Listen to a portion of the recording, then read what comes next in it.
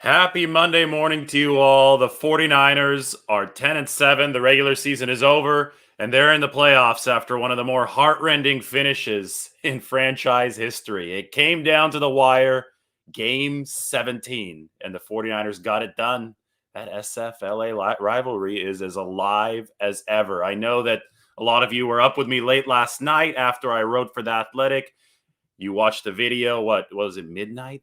It was really late last night, but thank you for staying up late. Thank you for being up early. Maybe you're at work. I apologize to your boss. If you need to put the audio up on the video at work, I give you permission because that was a huge 49ers win, and your boss should not care that you're watching this video right now. But that was the essence of clutch yesterday, and it finished a 2021/2022 regular season that epitomized clutch for the 49ers. They got the job done when they absolutely needed to. Were they procrastinators?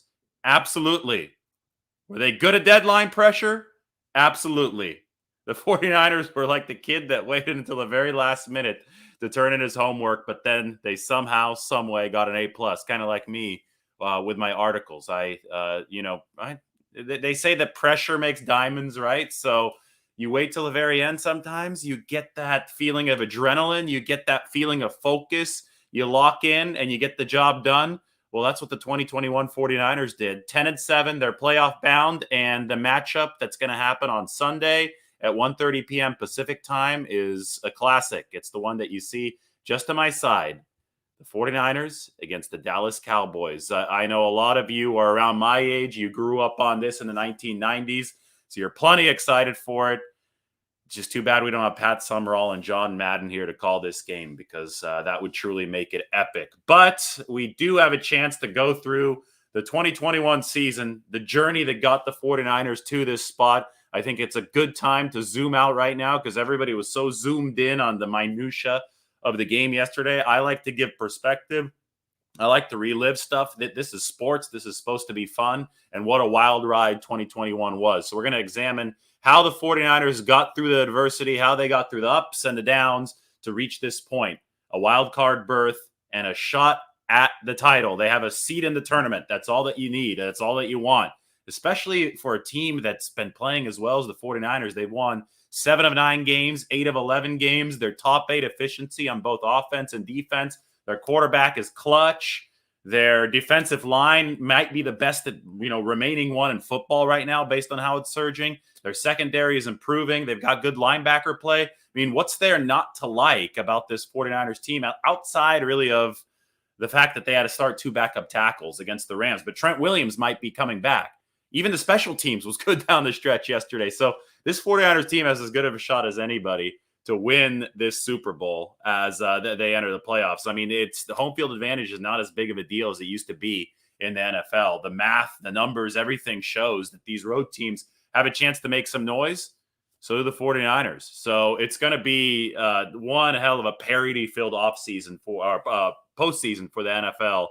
And the 49ers have their seat at the table thanks to what they did in this 2021 season. So let's go through it. All the way back to weeks 1 and 2, the promising start. This seems like so long ago. It was at Detroit in week 1. It was at Philadelphia in week 2. The 49ers were still dabbling in the 2-quarterback mix and match in week 1 at Detroit. In fact, remember that the first snap for the 49ers offensively was a fumble from Alex Mack to Jimmy Garoppolo. We're not really sure whose fault it was. Kyle Shanahan has assigned 50 or 51-49 blame, but he wouldn't say who was 51% responsible and who was 49% responsible. But talk about an inauspicious start to the season, right? You talk about Jimmy Garoppolo returning in 2021 after all that offseason drama surrounding the trade up to number 3, the drafting of Trey Lance. And then you talk about the 49ers finally, presumably, improving the interior offensive line by bringing Alex Mack aboard. I mean, the prototypical Kyle Shanahan center, the NFL center of the decade in the 2010s. The 49ers fumbled the very first snap of the season. And that was the exchange between Alex Mack and Jimmy Garoppolo in Detroit. But people forgot about that one really quickly because it wasn't very long before the 49ers got the ball back, marched the length of the field. And after they marched the length of the field, Kyle Shanahan put Trey Lance in, and he threw the touchdown pass to Trent Sherfield to kick off the scoring for the 49ers in this 2021 season. At the time, we thought that that was the way that this was going to go because that's what Kyle Shanahan had planned for in training camp and in the preseason. We thought that potentially Trey Lance would get red zone snaps and Jimmy Garoppolo would obviously get the bulk of the 49ers action at quarterback. But as that game went along, Trey Lance got some weird sporadic action. I think he got in on a fourth down play that got stuffed, or maybe it was a third down play later on. Garoppolo played a good game against the Lions, and we didn't see Trey Lance the next week against the Eagles, a game in which the Eagles were still firing on all cylinders up front. They still had Brandon Graham, who tore his Achilles in that game near halftime, right? So the 49ers got out of the gate slow. Their offensive line, especially the interior, was having trouble against Philadelphia. And, I called it a grown man win at the time. And I think that take held up well. The Eagles were fired up coming off a win over Atlanta. It was one of those games where the 49ers just had to claw and grind out a victory. And they ended up winning 17-11. They went 2-0 with that win. And that kind of score really indicates just a bar fight, an ugly type game, the type of win that you'll need to make the playoffs in a parity-filled, competitive NFC. And lo and behold, the 49ers needed every single win to make the playoffs. I mean, they made it by the skin of their teeth. So you look back at wins like the one at Philadelphia, where they had a grind, where it wasn't pretty, and you appreciate them at the end of the road. Because without that, the 49ers are sitting home right now, and they're making their vacation plans for the offseason. But with that win, they're headed to Dallas with a seat at the table in this tournament. So that was a promising start in weeks 1 and 2 because the 49ers, they blew out a bad team in Detroit. I know they almost blew the lead at the end of the game, but that was, losing Jason Verrett was really tough in week 1. And obviously they lost Raheem Mostert too. So it was an inauspicious start as far as health fortune went. And, people might have gotten a bad vibe from that game at Detroit just because of the Verrett injury and how that led to the snowball effect of nearly blowing the lead and the fumbled onside kick and all this and all that. But for all intents and purposes, the 49ers dominated Detroit. And then they got a tough road win in Philly, and that's a playoff team in Philly now. The Eagles have made the postseason. They're going to play Tampa Bay. So the 49ers were 2-0. They still had a deep, promising roster, and they're coming home for a game against the Green Bay Packers. That is what started the losing malaise. The game against Green Bay had the potential to haunt the 49ers for the rest of the season. They fell behind 17-0. They came all the way back. Jimmy Garoppolo actually played really well as he brought the 49ers back against the Packers to the point where he had the 2-minute drive at the end of the game. He threw the touchdown to Kyle Juszczyk with 37 seconds left, and it looked like the 49ers were lined up for a 28-27 victory. But the defense blew it. Over the final 37 seconds, we all know what happened. Aaron Rodgers to Devontae Adams, Mason Crosby, the field goal, I think like a 52 or 53-yarder as time expired.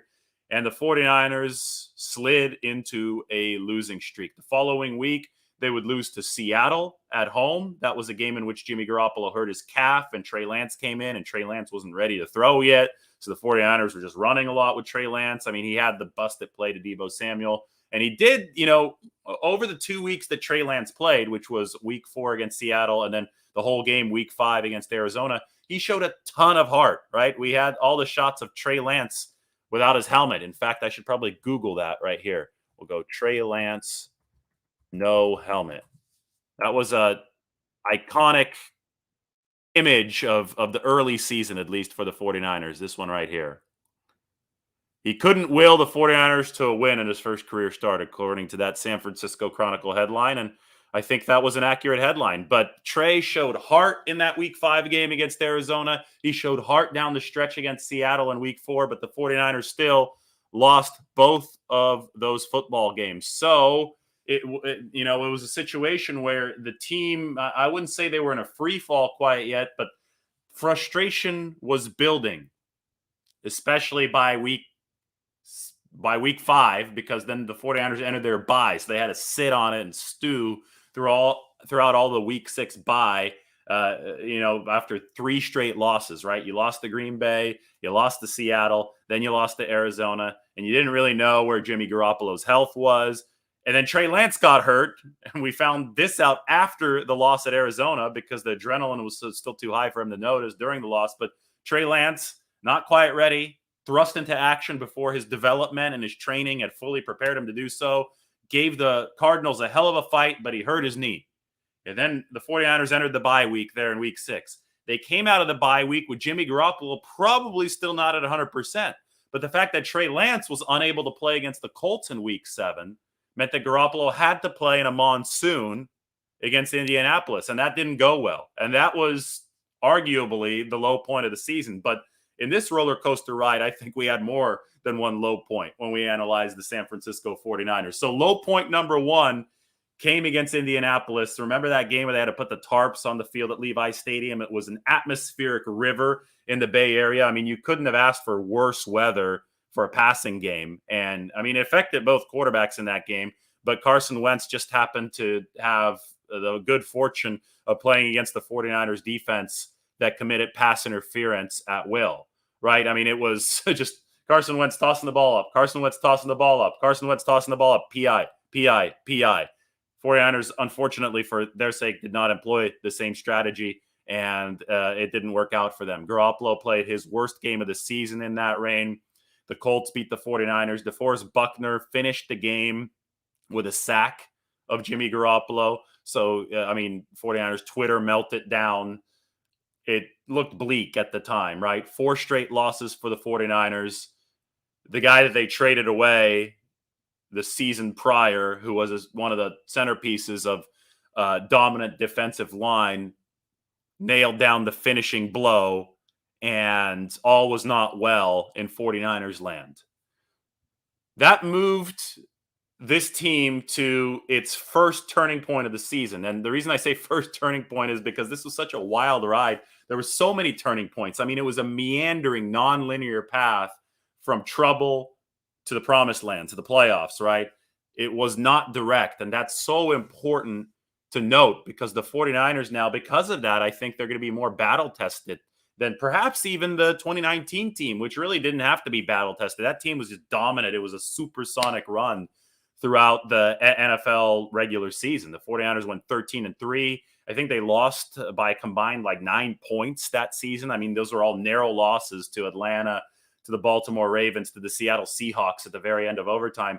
This 49ers team went through a whole hell of a lot more because they weren't nearly as good as the 2019 49ers early. But what really matters is how good you are now, how good you are down the stretch. And if you make the playoffs, how good are you going to be in January and potentially into February? And this 49ers journey, I think, illustrates and suggests that they can potentially be better than they were a couple years ago because the offense can be more clutch. The defensive line is taking off right now. The secondary is getting better. I mean, it was Ambry Thomas who was the hero yesterday at walk-off time against the Rams. I mean, these are all significant developments for an evolving 49ers team. But that all, had to have a starting point of positivity, right? Because there was so much negativity during the losing malaise of weeks 3 to 7. And that starting point of positivity, that might have happened in Chicago in week 8, but it also might have been fool's gold because of what happened the next week in week 9, right? Jimmy Garoppolo comes back to his hometown. Grew up just outside of Chicago in Arlington Heights. The 49ers at the time are 2-4. Garoppolo is struggling. He's putting up his worst efficiency numbers ever, even worse than 2020 when he was hurt for most of the year. But it's the trip to Chicago that rights Jimmy Garoppolo. He plays efficient football from week 8 up until the finish line, obviously with a couple blips that are 49ers losses, but no quarterback is perfect. And if we want to fairly analyze this, the turning point for Garoppolo is when he went back home in week 8. So that, and if you want to zoom further in, the turning point within that game might have been when Deebo Samuel caught that pass from Jimmy Garoppolo and sprinted all the way to the end zone. I think they ruled him out of bounds, but Garoppolo then ran into touchdown. But that catch and run from Deebo Samuel against the Bears was one of the biggest 49ers plays of the season. The thing is, though, that even though the 49ers beat Justin Fields and the Bears and Garoppolo was great back in his hometown, he ran for 2 touchdowns. Converted a bunch of third downs. The defense played decently well, but the 49ers got the job done at Soldier Field. Even though that happened, they didn't get the job done the following week against Arizona at home, even though the Cardinals were missing almost all of their first stringers. Colt McCoy was Arizona's quarterback in that game. They're missing DeAndre Hopkins. I think, were down Chase Edmonds, their running back. It was J.J. Watt had already been hurt at that point. I mean, it was a total bloodbath for Arizona, but it turned out to be a bloodbath for the 49ers. They got blown out by the Cardinals at home. You remember Drake Kirkpatrick getting run over? Got to work on my grammar here when I'm talking. But Drake Kirkpatrick got truck sticked. Drake Kirkpatrick's no longer on the team. I mean, that game was emblematic of where the 49ers were at the time in week 9. It dropped them, obviously, to 3-5, but the offense played okay, but the offense also coughed up the football twice. Ayuk had a fumble. Kittle had a fumble. So a decent performance from Jimmy Garoppolo was wiped away. The 49ers only scored 17 points. And the defense was like roadkill. They're like, a bug, an insect on the freeway. And the Cardinals, the fighting Colt McCoys, just slammed through them.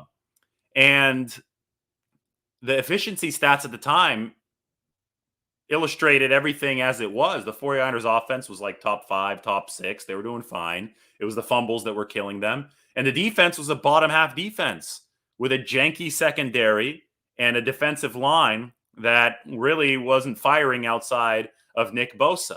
Arden Key was starting to get going around this time, but it was still the Nick Bosa show. And, the 49ers couldn't really count on anybody else. So it was a below average defense, a bad special teams unit paired with a flaky offense. It was an explosive offense, but they were turning the ball over way too many times. So the 49ers were 3 of 5. It didn't look good. People were saying punt the season. People were saying, the 49ers should work for draft positioning. It was a mistake to keep Jimmy Garoppolo. They should just be developing all the rookies right now. This journey is done. They have no chance. And those were some of the most foolish, idiotic comments of the season, because this is the National Football League. Even if things look bleak at 3-5, you have to look at stuff with perspective. You have to evaluate an entire roster's chances of competing over the course of a 17-game season. Keep that in mind. This season was now 1 game longer than previous ones. And because of, the lack of perspective that we saw on social media with hot takes and all this and all that around week 9, people for some reason thought this was a college season, that this was only going to be like 10 to 12 games long. And that couldn't have been further from the truth. In fact, after 9 games, the 49ers still had 8 remaining. They were only around the halfway point after that loss to Arizona. So punting the season would have been foolish. That was a take that was administered by people who didn't like Jimmy Garoppolo.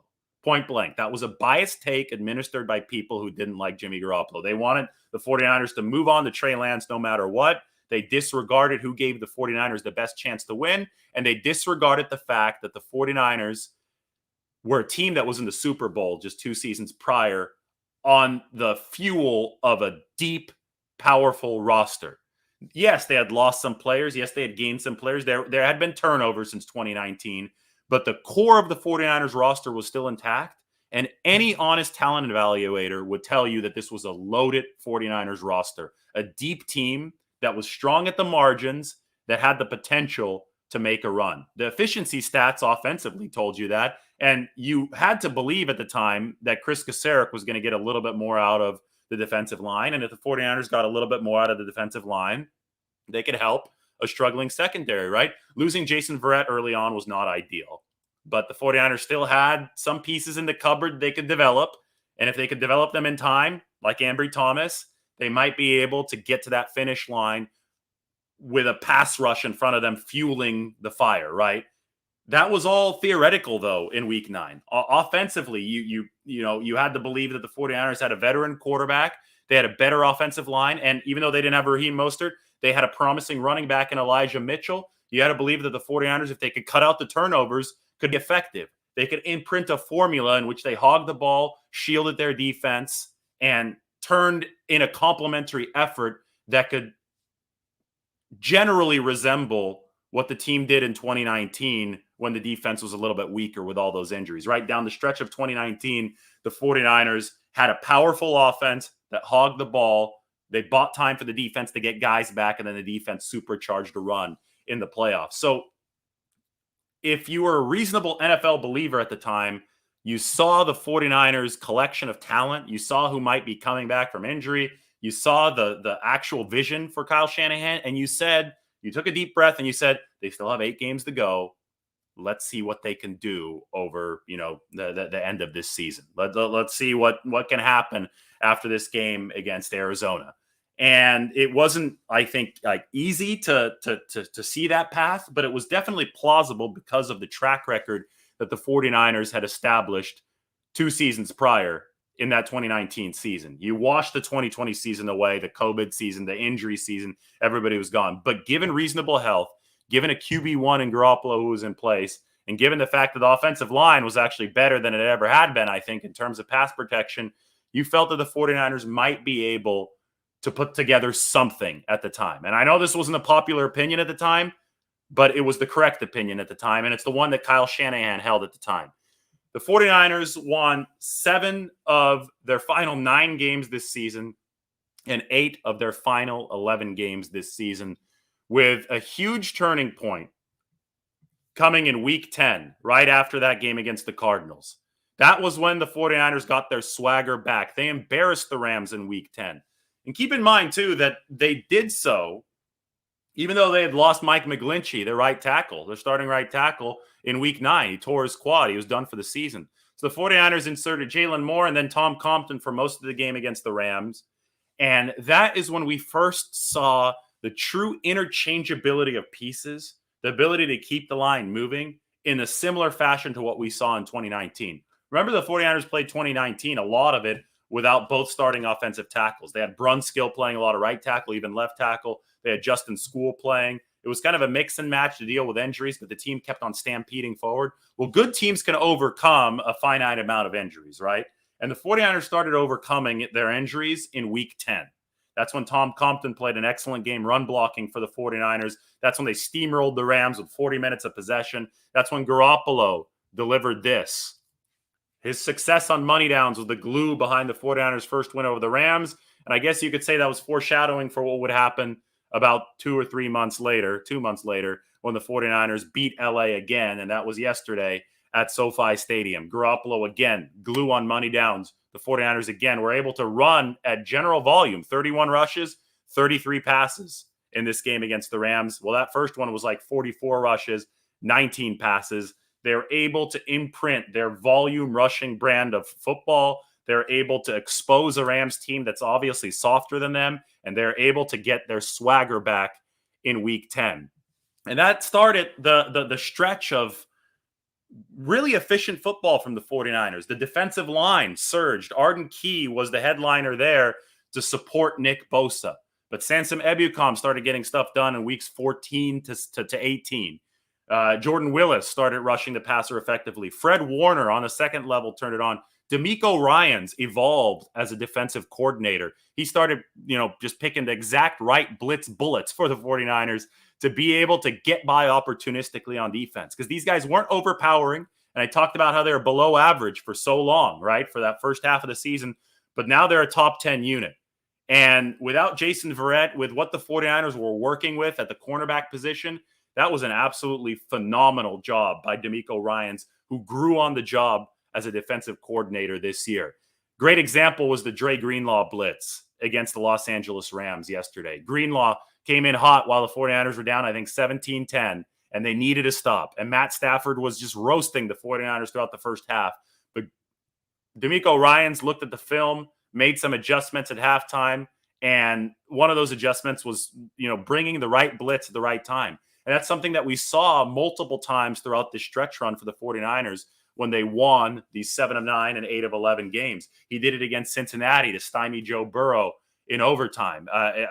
We saw it against the Tennessee Titans at just the right time once, but then the secondary folded on the 49ers. So, like I said, it wasn't a linear path, but DeMeco Ryans did what he could. And at the end of the day, all of the pieces came together for the 49ers. It was the essence of clutch. They procrastinated because they lost that game at Tennessee. the special teams really killed them, right, in both of the games against Seattle. So it came all the way down to week 18, game 17. But ultimately, the 49ers did just enough. They got and delivered on the precise amount of blitzes. They burned all their blitz bullets to get the stops when they needed against the Rams and against the Bengals. I mean, these were heart-stopping wins at Cincinnati and LA. They did just enough in those games defensively. They made just enough plays with their secondary. I mean, Ambry Thomas showing up in the nick of time to deliver the ceiling interception. I mean, it's storybook stuff, right? Ambry Thomas was a player that couldn't see the field. The 49ers didn't trust throughout most of the season, but he developed just in time for the 49ers to trust him, and they needed that contribution, that interception covering Odell Beckham at the very end to punch their ticket. So when you talk about clutch, you need contributions from everywhere defensively, and the 49ers got that, and then obviously they stopped giving the ball away at such a high rate offensively. The exception, obviously, being these last two games with Garoppolo against the Titans and the Rams. He had 2 picks in each of the games, but not all interceptions are made the same. And I thought the ones against the Titans were very, very damaging, and you put them on Jimmy Garoppolo. But the ones against the Rams, he's getting hit both times. It was part of a gutsy, gritty performance. I think it comes with the territory when you're starting 2 backup tackles, and the Rams are one of the best pass rushing fronts in football. It was still, though, it fit with the theme of doing just enough, right? It was, I said 49ers football torture over the course of this game against the Rams. And Garoppolo and the offense, they made it torturous. They threw those 2 interceptions. They couldn't quite, get the lead there at the end of the game when it was 17-all. The 49ers pushed it to the very end, but they made it a heart-stopping affair. And that's what it had to be. They were going to have to scratch and claw their way to a win because they just weren't at full cylinders yesterday, right? They weren't firing the way that you would want to fire, hopefully, when you play Dallas next week or when you go further into the playoffs. They were missing their tackles. They're missing their defensive backs. I mean, they had Darquez Denard, who they signed to the practice squad on Tuesday, playing at the nickel back position. K'Wan Williams wasn't in this game. They're missing their punter. Mitch Wishnowsky was concussed, so Robbie Gould had the punt. I mean, every single phase of the game was playing shorthanded in some way against an opponent that on paper was probably better than the 49ers, but they got just enough contributions from all across the board. They gutted it out. They found a way to get it done. And that's why I talk about clutch, and that's why I talk about the turning point swagger-wise in Week 10, because you don't get this job done by the skin of your teeth if you don't have that belief. And I think the 49ers first earned that true belief in Week 10. After the rough start, they beat the Rams. So really, bookending wins against the Rams are what illustrate this surge for the 49ers toward the end of the season. And they ultimately got the job done. And the reward is right here. The reward is a game against Dallas. So, I mean, it was a hell of a ride. And as I kind of go through this, the reason why it seems so disjointed and chaotic is because that's exactly what the nature of it was, right? I mean, this was up, down, up, down, up, down. But at the end, it was just enough for the 49ers. And I think that's the essence of the NFL these days. If you're going to have a magical season in the NFL, it's probably not going to come without some setbacks. Maybe there's going to be a team or two every year that rips through the league and cleanly earns home field advantage. And this year it was the Green Bay Packers. In 2019, it was the 49ers. But more often than not, it's going to be grimy. It's going to be gritty because everybody in this league is good. Everybody in this league deals with a salary cap. Everybody in this league has to, accept the fact that parity is a goal of the league, and fighting through parity is the ultimate goal of every team. And that's what the 49ers were able to do to make the playoffs this season. So the fun is just getting started. I'm going to take a look at a couple questions, and then I want to go eat some breakfast here because they have good food at the hotel in LA. All right. This is probably just arguments. This is not questions.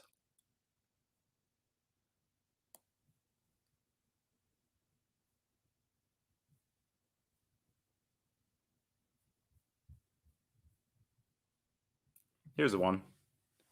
Almost all the rookies the past 2 years have had highlight moments. Looking back on the season, what do you think about the drafting the past 2 years? That's a great question. Why don't we go through it? Why don't we? Do you guys want to go pick by pick? Maybe I should make a separate video for this. Yeah, I'm just going to briefly touch on this, but let's go back to the 2021 draft. And we could wrap it up with this because I wrote about Ambry Thomas yesterday, and we'll bring Ambry Thomas up on the screen right now because this was the article on The Athletic.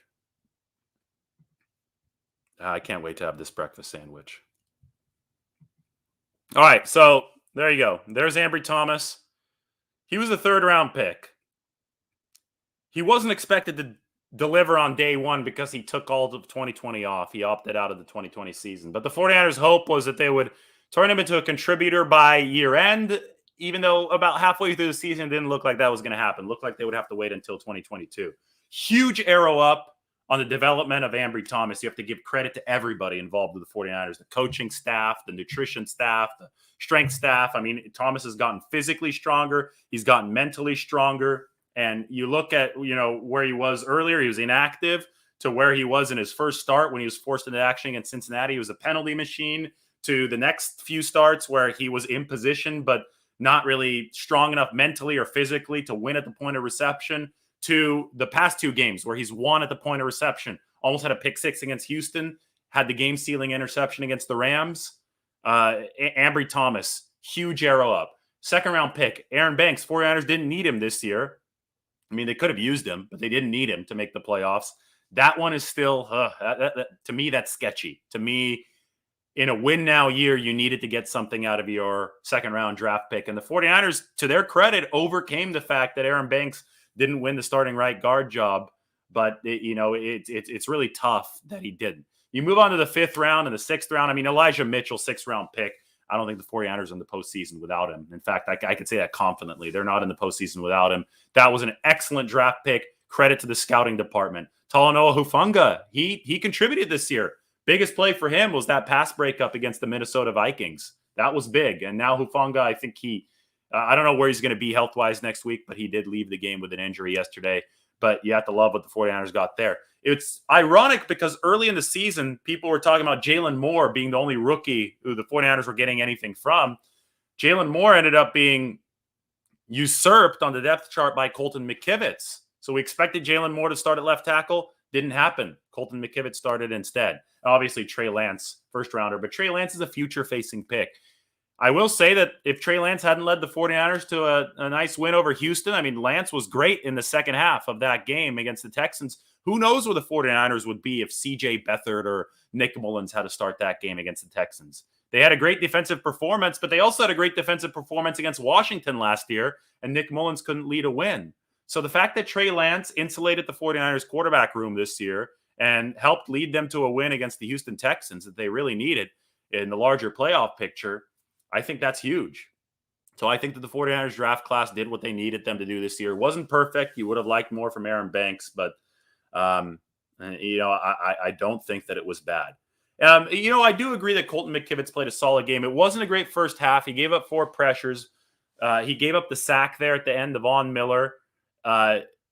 It wasn't terrible from Colton McKivitz. The right side was also giving up pressure. Brunskill wasn't good in pass protection.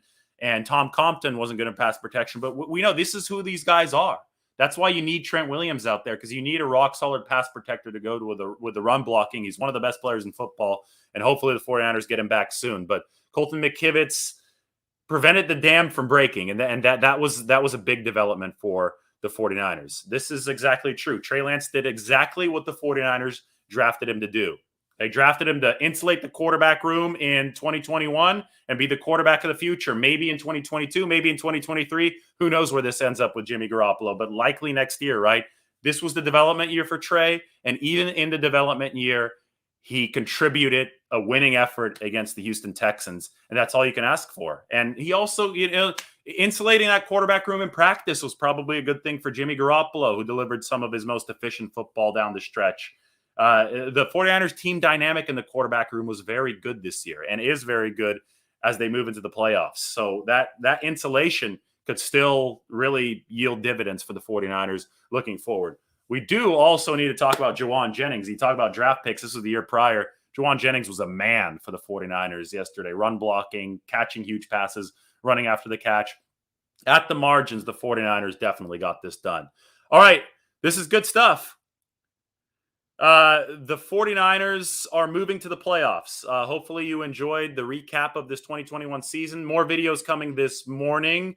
I just had to get some of my thoughts out there on the 2021 season, and now I have to go eat. So everybody take care, and I'll talk to you all soon.